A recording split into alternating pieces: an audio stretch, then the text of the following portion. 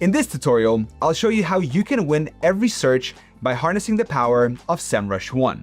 We'll learn why you need to focus on AI optimization, how to identify and fix any technical issues with your website, make yourself visible to search engines and AI using the SEO and AI toolkits, identify competitive keywords in your industry and how to rank for them, research the competition, write, refine, and publish content that is search engine optimized, and prepare for the AI-driven search patterns that will dominate the future.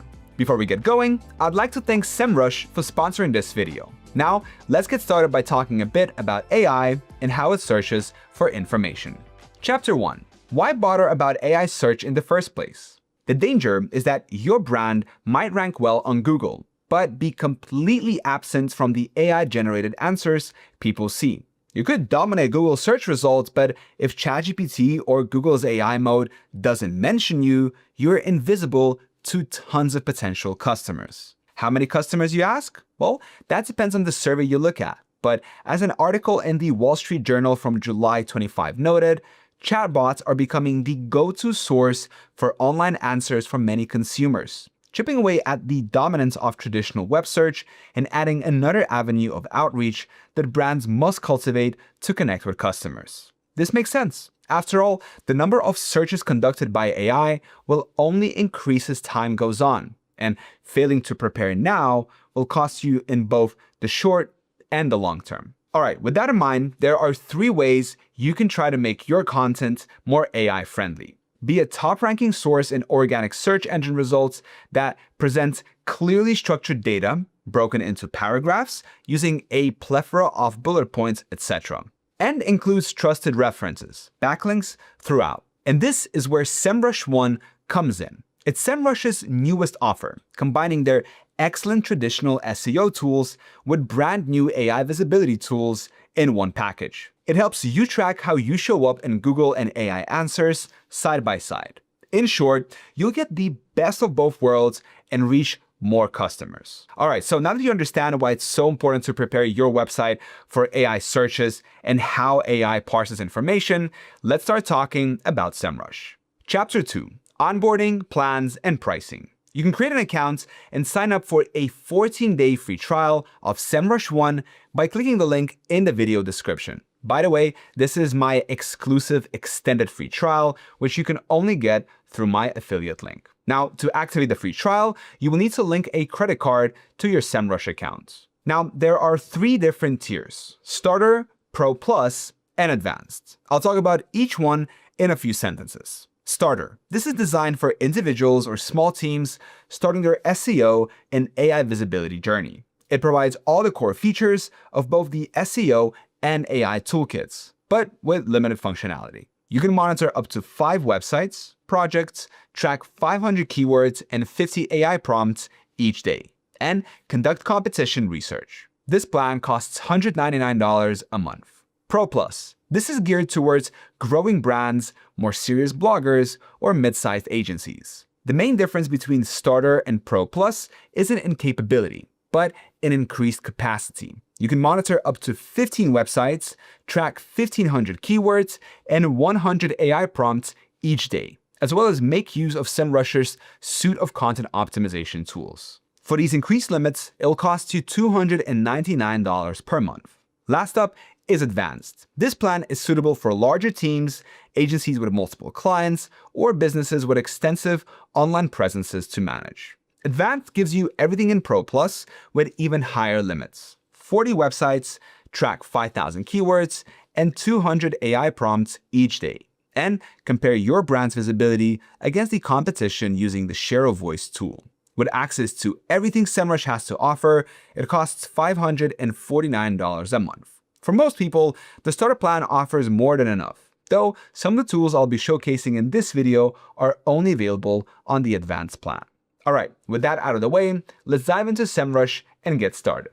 Chapter 3. Dashboard Overview. Before you can run, you need to learn how to walk. In this chapter, we'll take a quick tour of what you see when you first log in into Semrush 1. When you first log in, you will land on the main dashboard. This page is organized by folders. Each folder is either your website or a competitor that you're tracking. You'll see a folder card on your dashboard that provides a snapshot of each folder's performance. Even if you haven't created one yet, you'll see a few placeholders we can use as examples. Each card shows key SEO metrics at a glance. Though we'll see how to use each of these tools in greater detail later, we'll still work our way from left to right, covering each one at a time. AI visibility measures how often your brand is referenced in AI-generated answers on a 100-point scale, with 100 meaning your brand is always referenced and 0 indicating that it is never referenced. Mentions tell you how often a brand is mentioned in AI-generated answers. Site health measures your website's condition. Broken links, poorly optimized content, and code issues all negatively impact your score. Once again, it works on a 100-point scale, with 100% meaning your website is perfectly optimized and bug-free, and 0% meaning it's a bug-riddled mess. Visibility tells you how often your brand appears in the top 100 organic, unpaid search results for specific keywords. Organic traffic lets you know how many visitors your website is projected to have next month. Organic keywords essentially tells you how many keywords on your website are pulling in searches, and backlinks are links to another website that redirects to your website. High-quality backlinks are a significant factor in how search engines, such as Google, determine rankings. In short, the card provides a comprehensive overview, merging your Google data with AI insights in a single snapshot.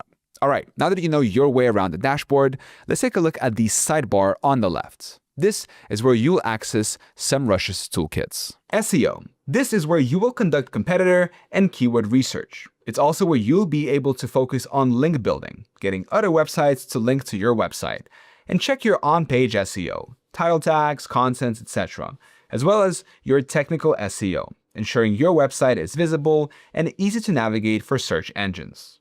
AI. Much of the AI toolkit revolves around marketing. With it, you can check your brand's visibility, compare your site to your competition, learn how people search for your website, and more. For this video, we'll be spending most of our time here and in the SEO menu. Traffic and market. A more accurate name for this section would be traffic with a touch of market. This is where you see who visits your site, an AI, organic search results, a paid lead, etc., and how they got there. Email marketing, clicked an ad, clicked a hyperlink, etc. Local. Tools designed to help small businesses that operate in a relatively small geographic area, helping them curate reviews, appear at the top of the localized searches, and more. Content, where you can generate new contents, articles, and blogs using AI and optimize existing contents. Social, where you can manage everything related to your business's social media accounts. Advertising. This is where you can research, launch, and manage advertising campaigns. AI PR, a streamlined platform to help identify, research, cultivate, and manage media relations. You can also track media coverage here. Reports, a bunch of data pulled from all other tools and your website directly that let you see how your website is doing. App Center, a relatively new feature where users can integrate third-party marketing apps to increase Semrush's functionality. It's time to finally start doing. Let's set up our first projects and start improving our website. Chapter 4. Setting up your first project and position tracking. Head back to the main dashboard by clicking the Home button in the upper left corner of the sidebar. Get started by clicking plus Create Folder. Here, you'll be prompted to enter your domain name, your URL. Pro tip: enter your root domain rather than a specific subdomain or the www version of your website, so that Semrush can analyze your entire site. I'll be using the news organization, the New York Times, for this video, so I'll want to enter nytimes.com instead of www.nytimes.com. The folder name will default to your domain name. Feel free to keep it or change it if you would like. I'll change it to New York Times and click Create. Alright, now that our folder has been created, we'll need to configure it so we can take full advantage of all of Semrush's tools. Click the folder's name, for example, New York Times, to pull up the SEO Toolkit's dashboard. We need to create it into an SEO project, so hit Create SEO Projects. Alright, there's a lot going on here. The first two boxes mirror the folder card from the main Semrush dashboard, presenting an executive summary type display that highlights key metrics related to AI and search engine visibility and optimization. We've already discussed most of these, so we'll forge ahead for now. Semrush will ask you to configure 6 different tools. Let's work through these from left to right. Under Position Tracking, click Setup. Remember how one of the main differences between the different Semrush 1 plans was the number of keywords you can track? Well, this is where you set that up. Get started by selecting the search engine, device, and location you want to track for search rankings. For example, I'll stay selected on Google, switch device to mobile, and set the location to United States. Click Continue to Keywords. Now, input a set of keywords that you want to track. We'll start small. I'll use the keywords G20, Epstein, global warming, Supreme Court, and momcations. See how I formatted those? Each keyword must be on its own line for the tracker to function properly, and keeping them lowercase ensures that Semrush will search for all iterations of the word regardless of capitalization. Alright, at this point, you can toggle whether or not you want to see weekly ranking updates. I'll flip it off. When you're done, click Start Tracking. Semrush will gather all the data related to our keywords. This will take a few minutes. Once that's done, it'll open a detailed report breaking down where we stand. For example, the keywords block indicates that the New York Times ranks in the top 10 Google searches for momcations, and in the top 100 for Supreme Court momcations, global warming, and Epstein. The top keywords block in the next row shows that they're ranking 6th, 21st, 71st, and 75th, respectively. Scrolling back up to the top of the page, you'll notice quite a few additional tabs. We'll look at them later when we got more tools set up. With that done, let's head back over to the SEO dashboard. Now you'll see that position tracking block has been added to this page, allowing us to quickly and easily check our quick metrics without getting into too much detail. Pro tip, although we cannot sync Google Analytics and the Google Search Console for this example, it's essential to add them to your Semrush account to make your insights, well, more insightful. To get started, make sure you're on the SEO dashboard. Click on the setting gear in the top right corner. Select Set up Google Account and follow the on-screen instructions to integrate these powerful tools with your Semrush account. For now, I'll stay on this page. Okay, now you've created your first Semrush folder, navigated through the SEO dashboard, and enabled position tracking. In the next chapter, we will set up the Site Audit tool to make sure your website is running smoothly and optimized for both search engines and AI-driven searches. Chapter 5, Site Audit. Before we dive into keyword research, content creation, and competition research, you need to make sure you're building on solid foundation. That's where Site Audit comes in. When you run a site audit, Semrush crawls your website just like a search engine would. For example, it navigates through your pages, follows links, and examines the content and code. Let's run it. On the SEO dashboard, look under Site Audit and click Setup. We need to set the parameters of our site audit. The first thing we can adjust if we want is the scope. By default, the Site Audit tool crawls your entire domain, starting at your homepage and following links. Ensure the root domain URL of your homepage is displayed here. Limit per audit, the number of pages you want to be scanned in the audit. Free accounts can crawl up to 100 pages, while higher plans can crawl more pages for a larger sample size. I'll keep this at 100 pages for the sake of time. Crawling is an intensive process, and having the tool go through thousands of pages will take hours. In the future, you'll want to have the crawler run in the background or overnight. Pages to Crawl allows you to customize how the tool crawls your website. Keep it simple and have it work through internally linked pages. Schedule. You can set the audit to run on a schedule, for example, weekly or monthly, automatically. For now, I'll open the drop-down menu and have it run just once. In the future, it'll be wise to schedule the site audit to run monthly to catch new issues and monitor progress. Do not click Start Audit. Instead, move on to Crawler. User Agents. How the crawler will view your website. For example, I'll opt to have the crawler act as a Google bot instead of the Site Audit tool. And since most web traffic comes from mobile devices, I'll choose the mobile version. Now, the tool will mimic Google's mobile crawler. That's all we're going to tweak. Now we're ready. Click Start Audit. Semrush will begin crawling your site. This will take a few minutes, so I'll see you when our audit is complete. Once the audit is complete, click the name of your project to view a detailed report. The result is a site health score and a list of issues categorized as errors, warnings, or notices. Here's what each of them means. Errors, red. The most critical issues that have a direct negative impact on SEO. For example, issues such as duplicate title tags, repetitive content, and invalid structured data items. Errors should be addressed first. Warnings, yellow. These remain serious issues, but are less impactful in SEO than errors. For my example, this includes a lack of meta descriptions, low word count pages, and broken external links. Notices, blue. You can view all your notices by clicking View All Issues. These are minor issues or suggestions that can be addressed later, as they don't significantly impact SEO.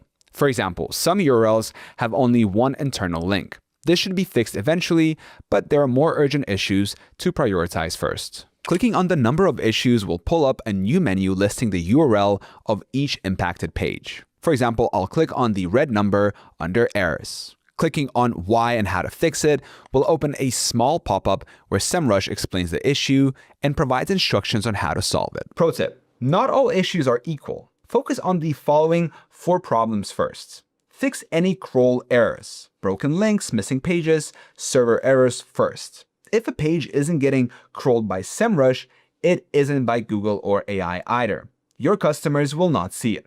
Improve site structure and on-page SEO basics. Ensure each page includes a title tag, meta description, and a single H1 heading.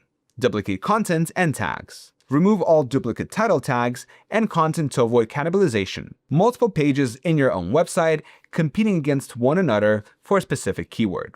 Page speed. Site Audit provides a performance report on the Overview tab. If many pages are flagged as slow, fix this as soon as possible. Slow pages will drive users away in droves. There's still quite a bit of ground to cover, so let's move on. Core Web Vitals. The Site Audit also includes a Core Web Vitals report. Make sure you're back on the Overview tab, and under Thematic Reports at the bottom of the page, click View Details under Core Web Vitals. It uses 3 criteria to evaluate page quality. The largest contentful paint, LCP. How long it takes for the largest element, text block, image, etc., on a page to be displayed to a visitor.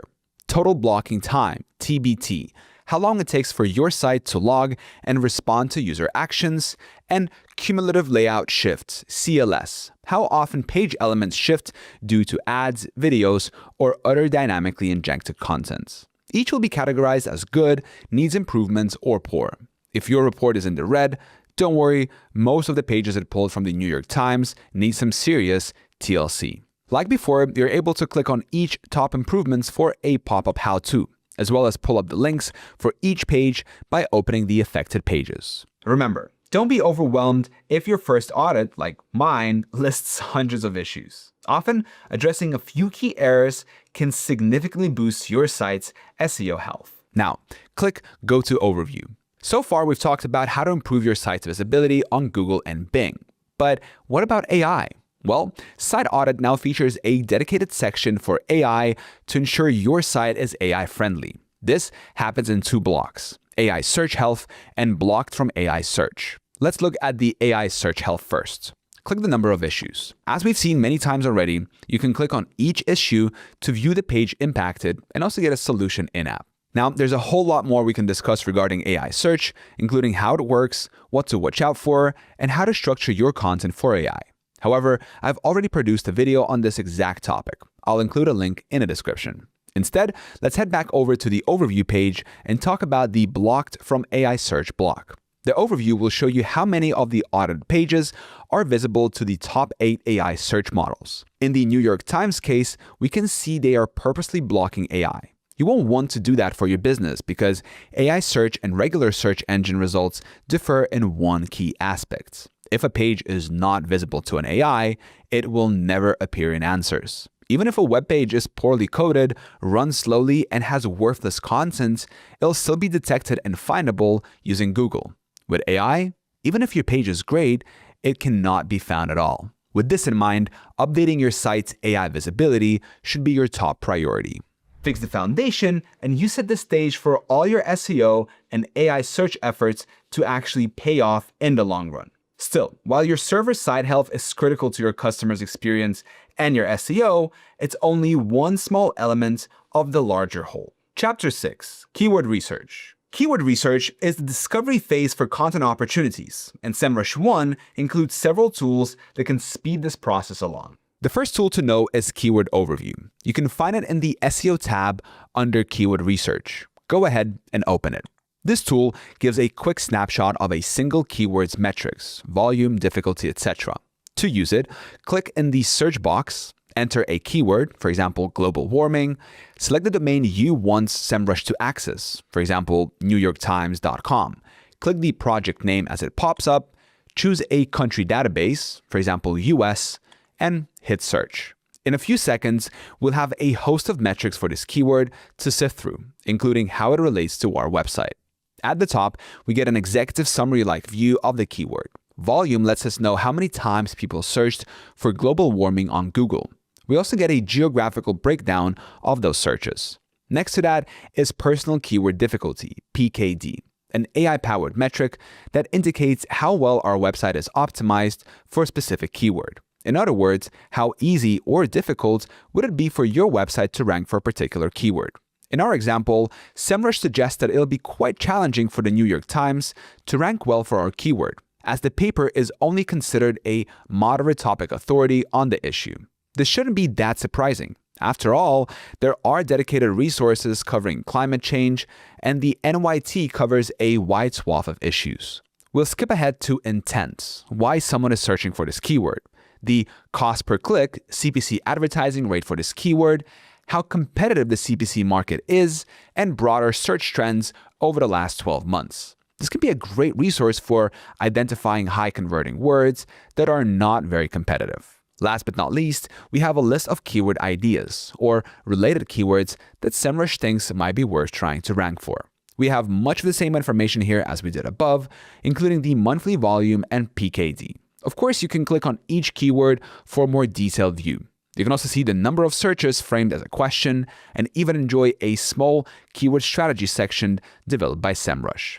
Still, as helpful as it will only provide you with a snapshot. How many people search this term, how hard it'll be to rank for, what people intend by it, and whether it could be lucrative. To really go down the keyword rabbit hole, you need the next tool. The Keyword Magic tool is one of Semrush's most popular features. Go ahead and open it. You'll see a field to enter what's called a seed keyword. So enter a broad topic or phrase related to your business. For example, I'll use polls. Select the domain associated with my project and choose US from the country database. Click search and let us do its thing.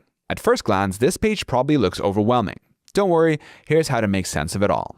Keyword list and metrics. In the center of the page, the main table lists keywords related to the seed. The first 7 columns should look very familiar to us.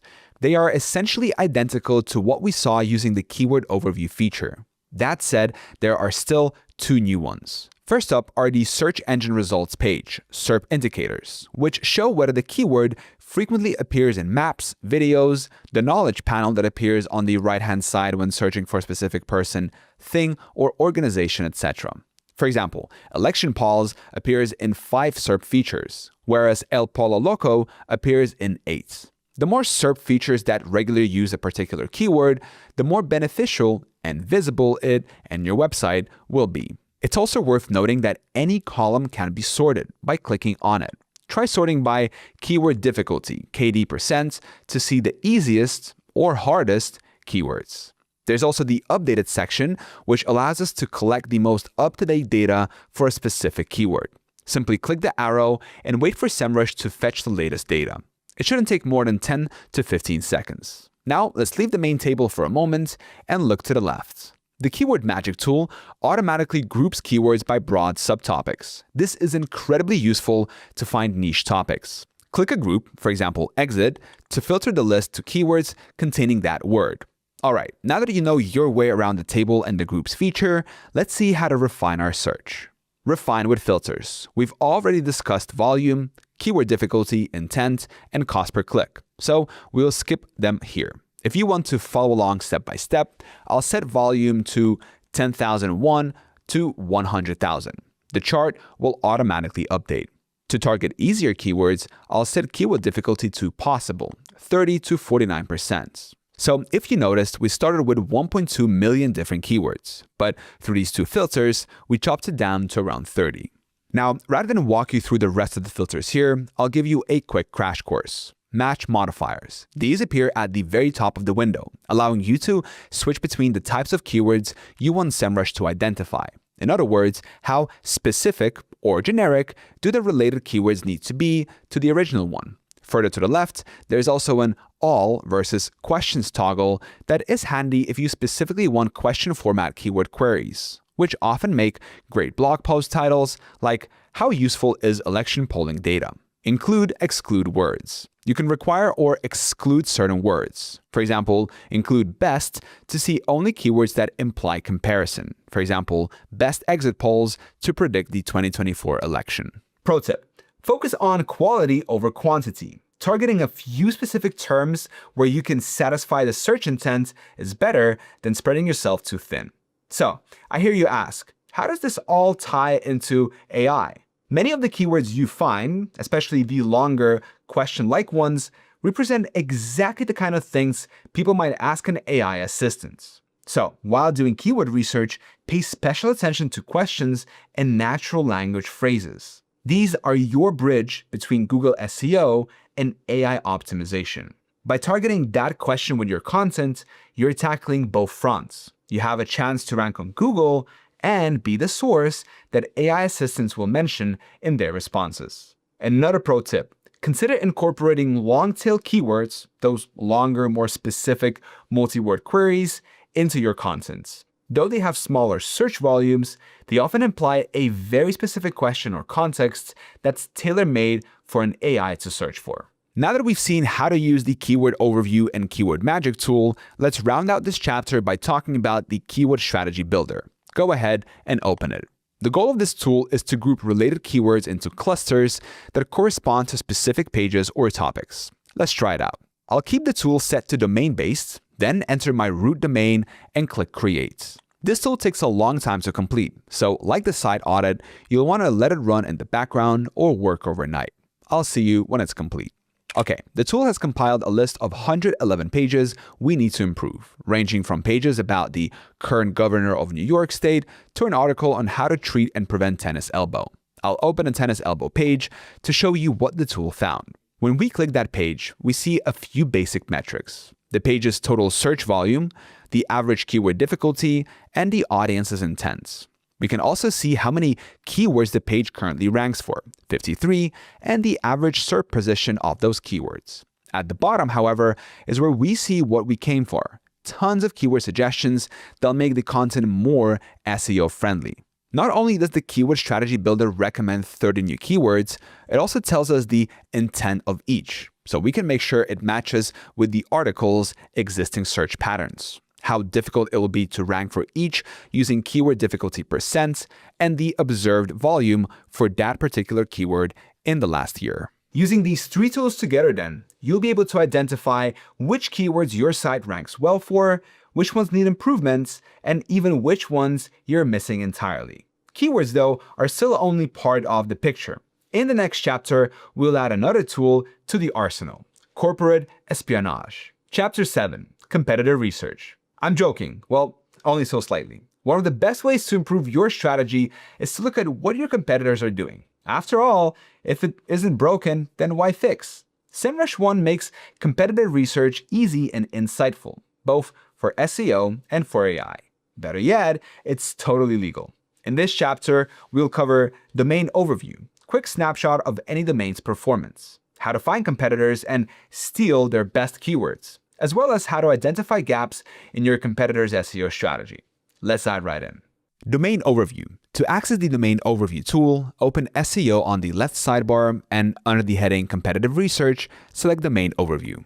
In the top search bar or via the Domain Overview tool, enter a competitor's domain. For my example, I'll go with the New York Post, one of the New York Times rivals. Choose the country or worldwide and hit search. Semrush will show an overview of that domain's online visibility. Let's look at some of the main metrics. AI search. We've seen this before. It shows how visible the competitor's website is to AI searches and even which models are finding and citing their contents. Authority score. Semrush's composite metric of the domain's overall SEO authority based on traffic and backlinks. The higher the score, the more Semrush and Google views the site as an established expert on a topic or niche. Organic traffic. Estimated monthly visits the site gets from an organic, unpaid Google search. Paid search traffic. Estimated monthly visits via Google Ads. Backlinks, the number of external links on other websites that points to the site. Traffic share indicates the site's share of traffic in its niche. Below you can see a quick snapshot of which countries the site's visitors come from, and the traffic chart visualizes any dramatic fluctuations. Notably, you can toggle between AI search and Google search to get a clear picture of how the competitor is doing on all fronts. Alright, now let's move down to organic research. Organic research. This highlights data on organic Google search results. The first thing we see is the top organic keywords, so the main ways unpaid visitors find the site. While interesting, what we're really after is the positions report, which we can access by clicking the two-page icon under Posts, or by switching to the Positions tab at the top of the page. I'll click on the icon next to Yankees. This page provides a list of all the keywords the domain ranks for, the position it ranks in, the estimated traffic each keyword generates, and the keyword's difficulty. Switching to the next tab, Position Changes, allows us to see if the NYP gained or lost ground regarding a specific keyword. Meanwhile, Topics show the best performing groups of keywords at any given time, in this case, sports and entertainment. Pages show which articles or blogs, products, etc. bring in the most organic traffic. Pro tip: for beginners, you should always focus on organic competition over paid advertising, since that will ensure the long-term visibility and profitability of your website.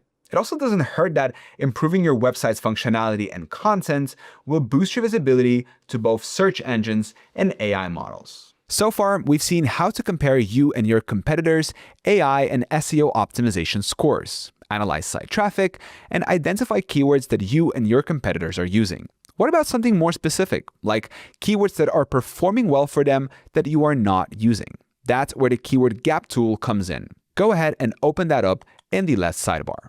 Getting started is easy. Enter your domain, nytimes.com, and up to 4 competitors' domains, nypost.com, then click Compare. I'm not going to walk you through this whole page. We don't have time for that today. But take a look at the section called Top Opportunities. These are the top 5 words missing from our website that have proven incredibly successful for our competitors. Depending on the search volume of these words, consider adding them to your site to boost your overall visibility.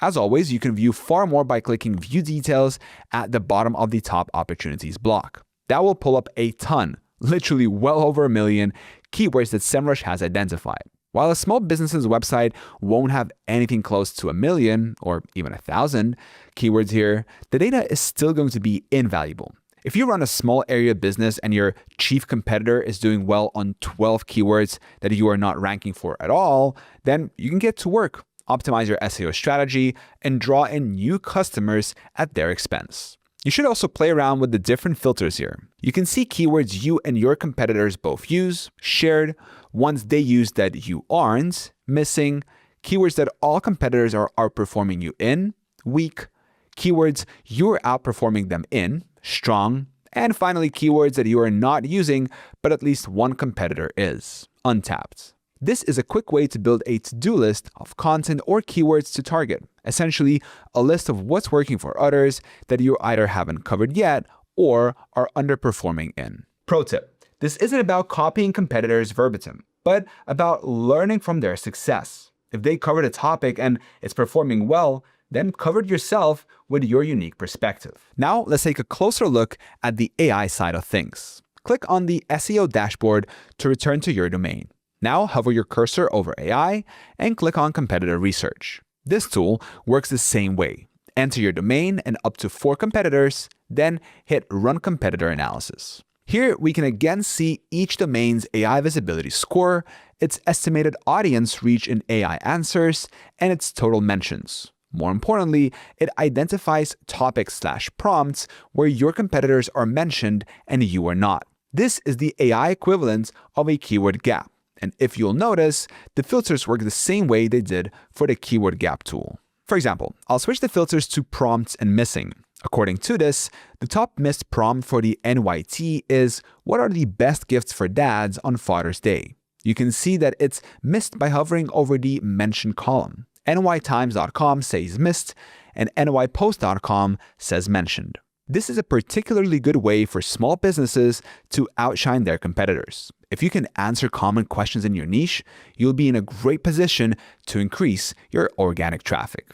Additionally, you can gauge the relative share of voice in AI. See if one competitor dominates most AI answers in your niche while others are barely present. That helps you assess who is really nailing the AI game. By researching competitors, you'll uncover growth opportunities for your own site. Use these insights to refine your AI and SEO strategies. Target the gaps, learn from others' successes and mistakes, and attract more customers. But Semrush can do more than simply identify content gaps. It can even help you write professional, informative articles using Semrush's built-in generative AI.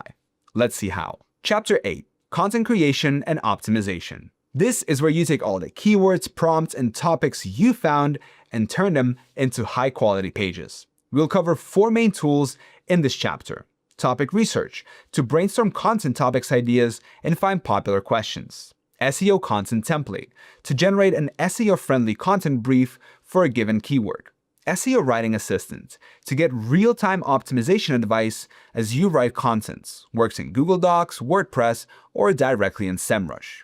On-page SEO checker, to audit and get recommendations for existing pages targeting specific keywords. Let's get to it. In the left sidebar, make sure to open SEO and toward the bottom, click Topic Research. Enter a broad topic, for example, housing. Select the country, keep it US, and click Get Content Ideas. It'll take Semrush a few minutes to search, so I'll see you shortly. Once it's done, Semrush will show you a bunch of cards, each representing a subtopic related to your search query. Each card shows the subtopic as a phrase, for example, affordable housing or housing market, the search volume, the top headlines within that subtopic, for example, United States housing market and prices.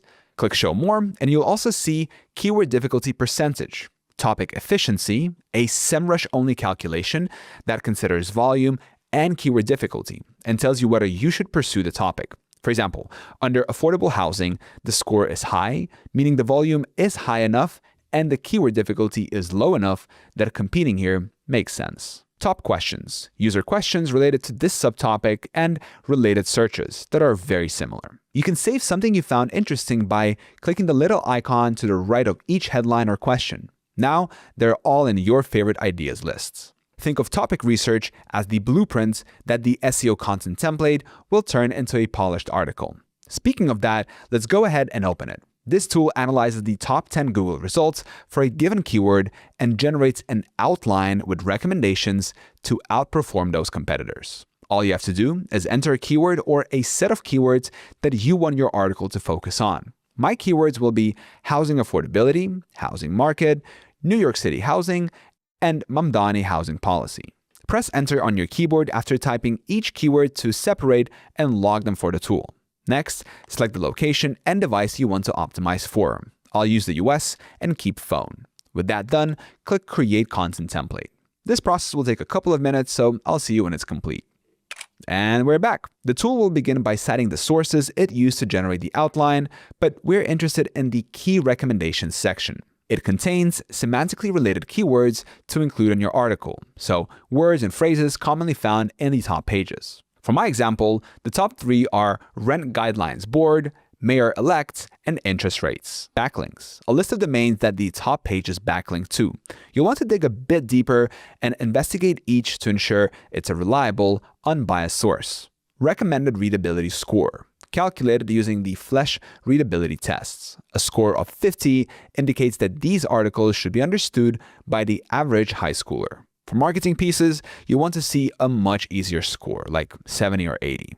Text length, the average length of the top 10 pages. To get a far more robust outline, click Export to Doc. That will save this template as a Word file that you can use as a starting point or attach to an AI tool. Let's open the document to see how long it is. It clocks in at a staggering 83 pages. Obviously, it won't be perfect. You'll want to go through it and delete irrelevant entries, bad sources, etc. But it'll make writing your next article much easier. It also helps that the tool considers formatting. After all, AI really likes clearly structured data with clean breaks in between. Now, instead of simply jumping right to the next tool, I recommend taking the downloaded document, putting it into ChatGPT or your LLM of choice, and instructing it to use the information and guidelines to turn it into an article. When you're done with that, copy everything and hold on to it. All right, now that we have the initial draft of the article, it's time to use the SEO writing assistant to polish and perfect it. Go ahead and open the tool. The template we just made will be listed here under your recent SEO template. Go ahead and click Quick Check. Paste the AI-generated article into the field here. The text will be quickly analyzed and the SWA will immediately provide several metrics. Overall score, an aggregate score out of 10 for the content's SEO friendliness, readability, originality, and tone. I started with a 7.1 out of 10, which Semrush considers a good score. Pro tip, don't chase a perfect 10 out of 10 score. Use your judgments. As we will see, the article is not perfect, but perfection shouldn't be the goal. Context matters. The goal is to cover the topic thoroughly and naturally using only reliable sources and relevant keywords. Readability. We see our article's Flash readability test score. Mine is a bit too difficult, coming in at 34 rather than 50. It's close, but I'd want to improve the readability before publication. Word count. It shows your word count versus the recommended range. Though a tad shorter, my article is still considered acceptable. Title issues. It'll check your title and let you know if there are any issues. For example, mine is way too long, so I'll rename it The Housing Market in New York City.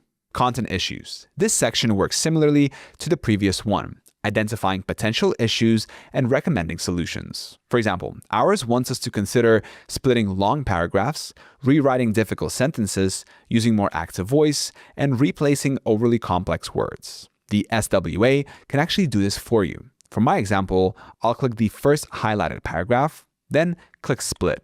After a second, I'll accept the change. Now I'll select the first sentence and click Simplify. There we go. I recommend going through and implementing most of the AI suggestions here. Take the time to double check each edit. That's it for readability. Scroll back up to the circle and click on Originality. Give the article a quick scan and ensure there are no plagiarism issues. Click Check. This will take a little bit to finish. There we go. The article is 100% original. Let's move on to tone of voice next. This section analyzes tone, casual, neutral, formal, and how consistent you are throughout the article.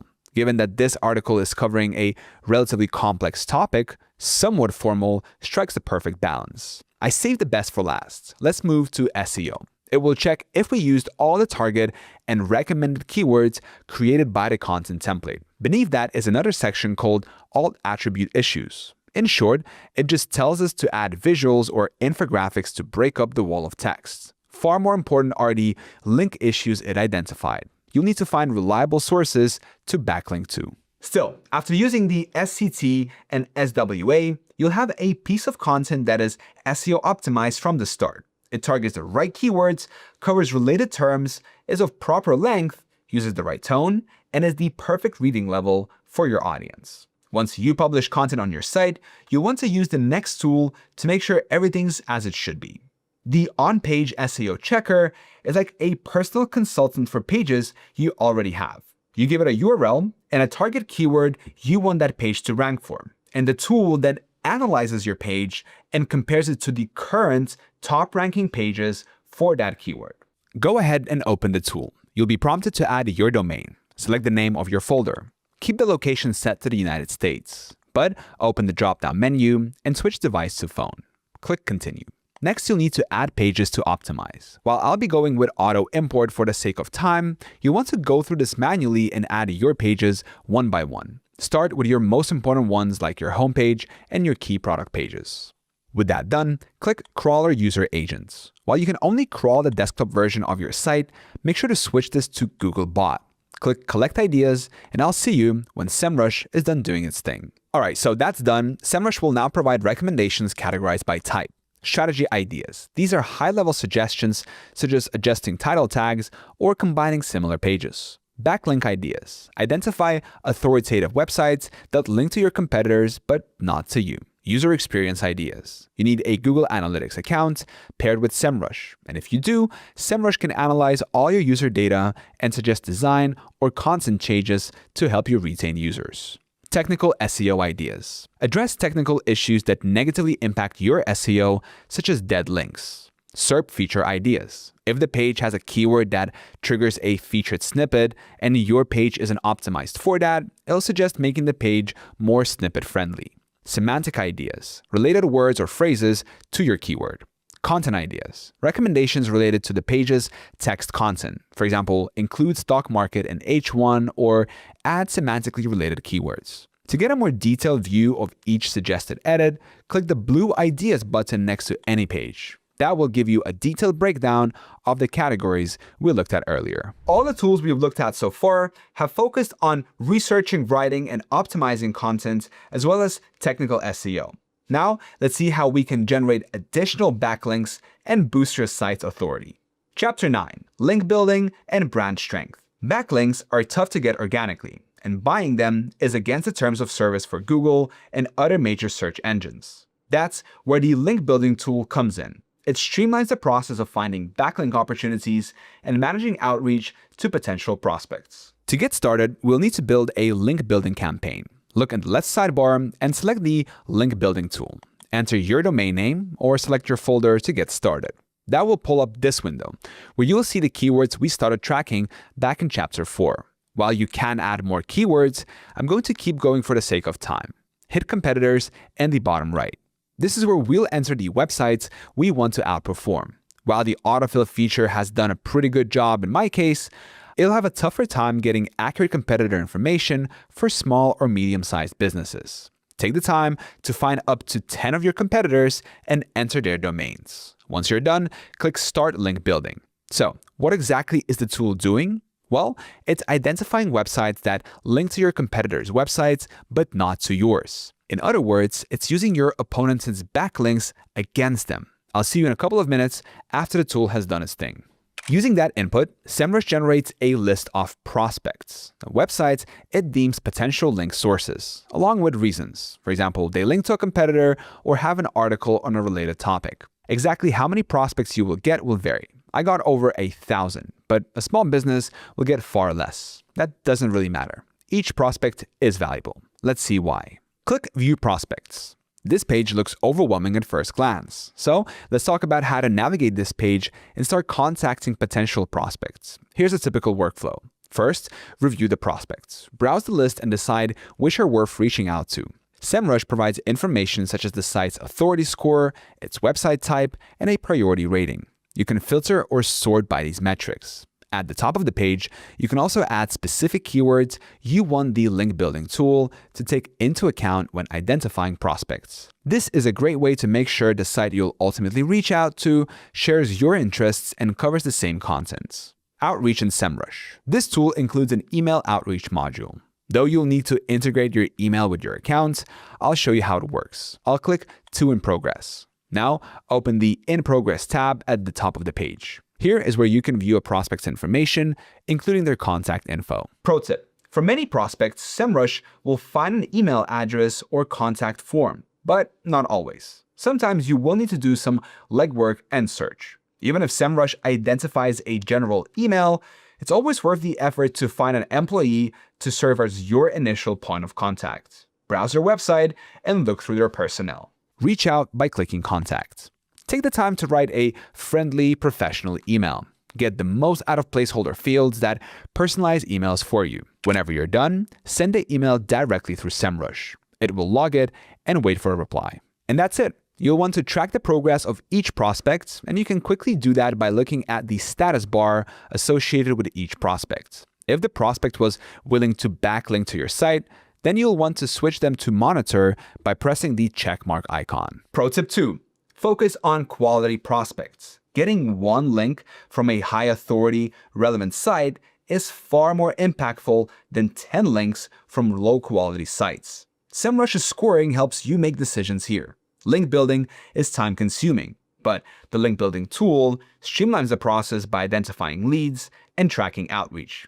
As you earn backlinks, you should see improvements in position tracking and authority score over time. All of this is a great way to improve your brand in the eyes of search engines and AIs. Speaking of AI, let's round out the video by taking a look at Semrush's new AI Visibility Toolkit. Chapter 10. AI Visibility Toolkit. This toolkit helps you manage and improve how your brand shows up in AI-driven search results. The toolkit includes several important reports on AI visibility, visibility overview, competitor research, prompt tracking, and brand performance. Each report helps you succeed in the AI search landscape. We touched on some of these tools earlier, and some will be brand new.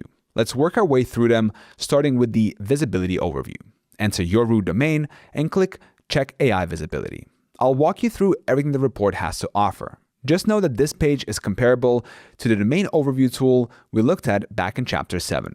Front and center is your AI visibility score, a number from 0 to 100 that tells you how visible your brand is to AIs. Don't be discouraged if your website is underperforming. This is a new area to optimize, and you're already ahead of the curve by watching this video. Next to your visibility score is the monthly audience, the total number of visitors to your website from all sources. Beneath that are mentions and cited pages, both of which are AI only.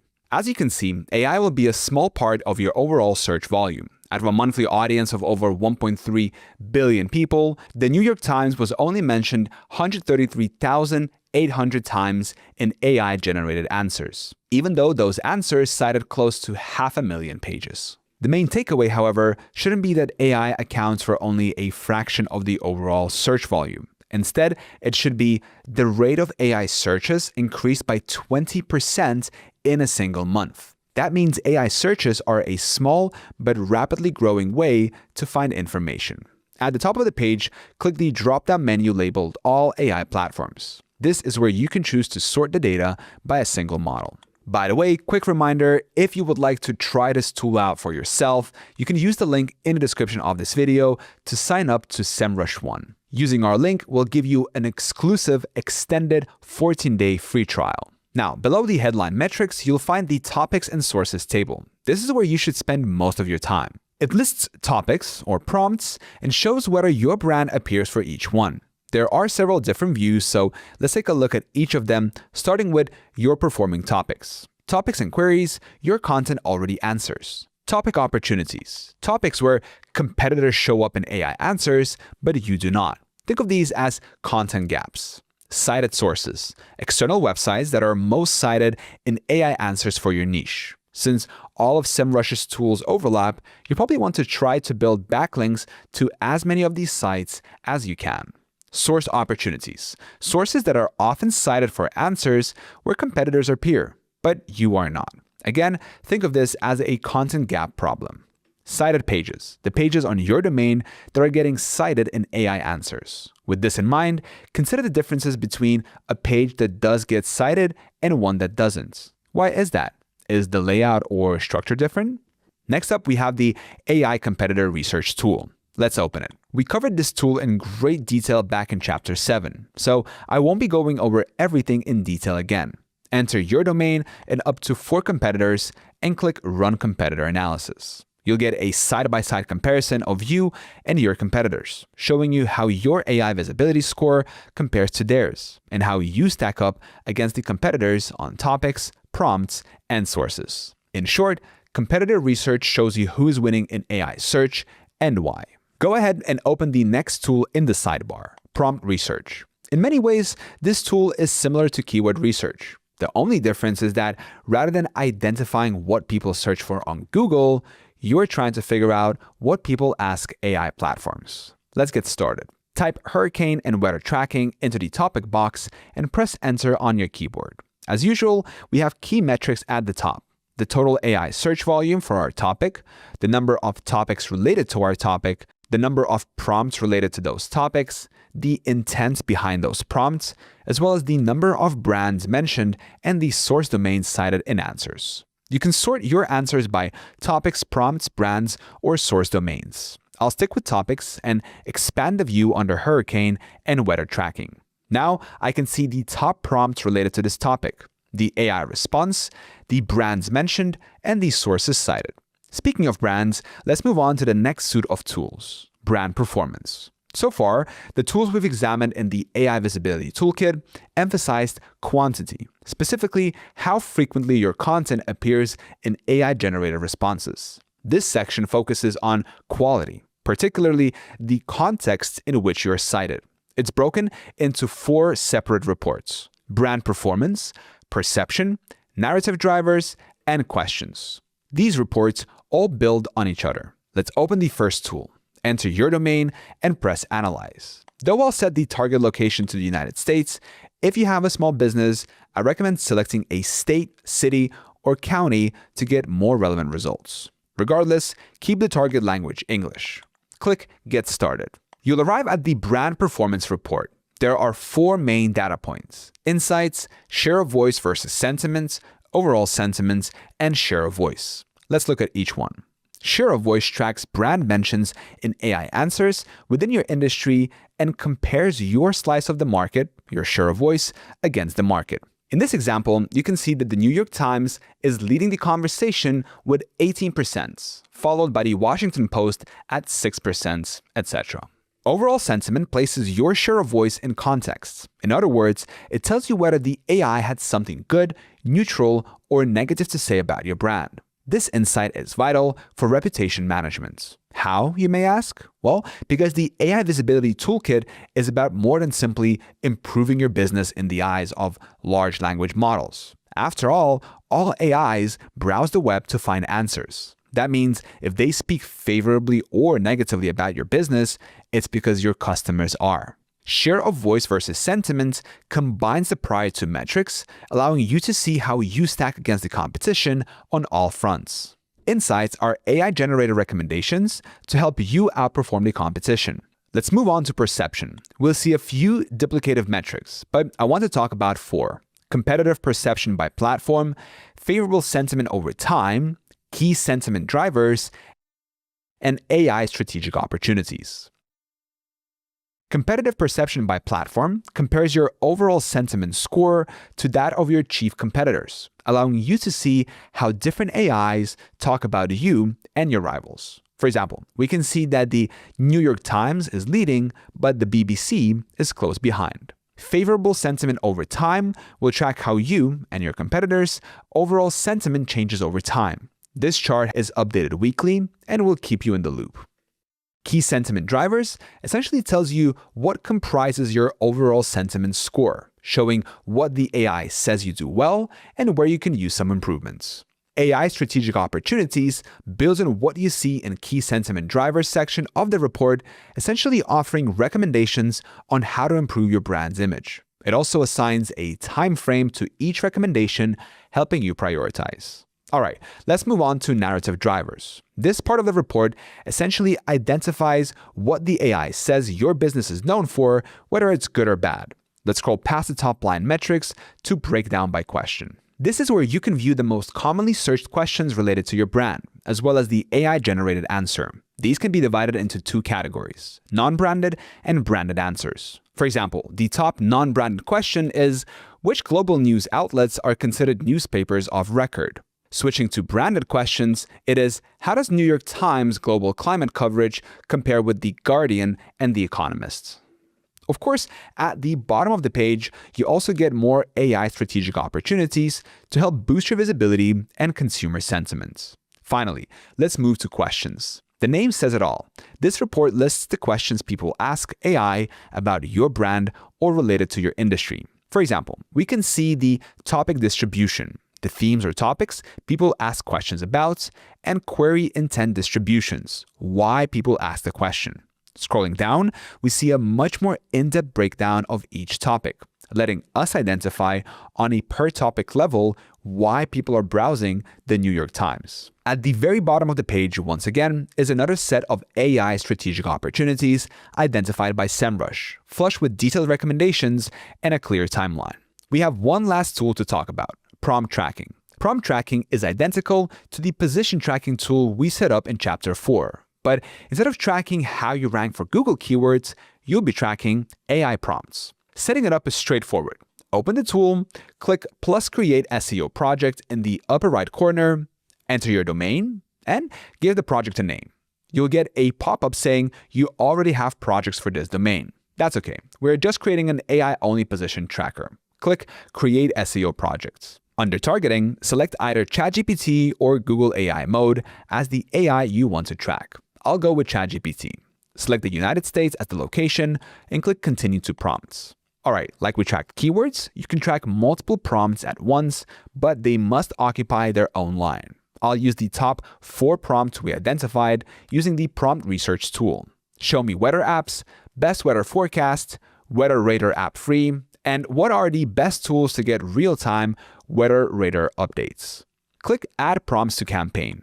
For now, uncheck Send me weekly ranking updates via email and click Start Tracking. This will take a few minutes, so I'll be back. Once it's done, click Apply. You'll land on the Competitors Discovery tab of the report. Here we can see our top 10 competitors and their visibility scores. Scrolling down, you can see the same information, including the number of prompts from your tracked ones, the competitors are ranking for, and the average position that domain ranks for in ChatGPT's answers for that prompt. Now, go ahead and open the Overview tab.